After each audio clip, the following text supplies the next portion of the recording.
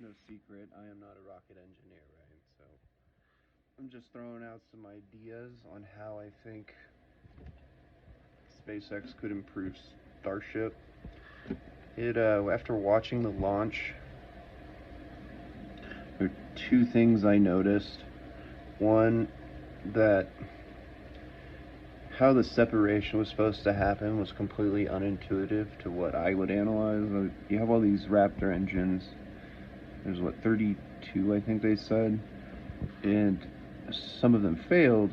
So at a certain point, you would expect those engines to be able to be shut off to reduce thrust. I expected the top section to actually launch off of the bottom like a secondary rocket platform. Like, I still don't understand why it doesn't do that. They wanted to spin it and then use that inertia to separate it, and it's kind of like throwing a stick with like a heavy bottom end and a light top end. Like, the top ain't gonna snap off, right? That's just very complicated. So why it didn't just slow decelerate, and then the second part, uses its mass inertia and then activates its burners and then flies off. I suppose there's a concern about it melting the internals and causing a catastrophic failure, but that built up pressure in there should just aid in it, get it off the thing. Maybe it already does that in some other various way, and then they twist it to think that I don't like that idea. It's just terrible. So I'm trying to email them just to throw out ideas. Maybe they haven't thought of this, that you take the internal engines and you wrap them around the outside of the top rocket. And what that would do is allow a lot of thrust vectoring, and it should be more stable to control the rotation on its axis, so that the polar moments of inertia, are farther out from the center. When you have a lot of thrust at the center, you're relying on the center of mass for the length of the object, and that can be, well, if you have a lot of fuel and if you don't have any fuel in it, it's going to be less consistently stabilized, right?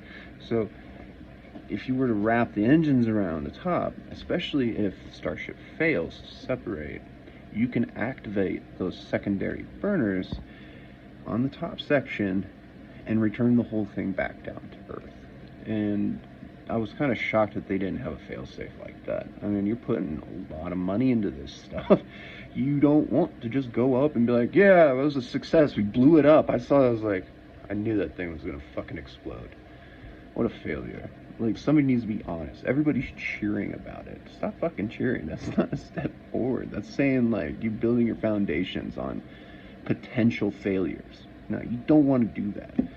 If they're not designing it properly and they're having so many failures, you got to look at the design and say, no, we're not going to just make this work. You can't just force something to work. If there's other designs that could potentially be better.